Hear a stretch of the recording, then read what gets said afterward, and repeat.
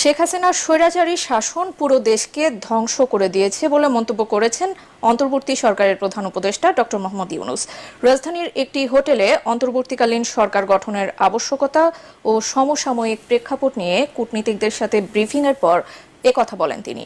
Doctor Yunus বলেন, স্বৈরাচারী সরকার মানবাধিকারের চরম লঙ্ঘন করেছে।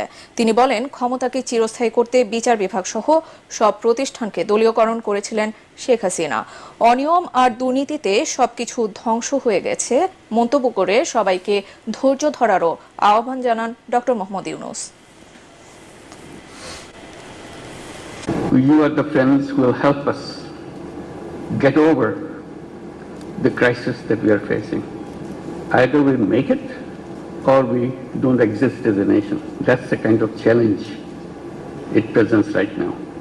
A country which is almost always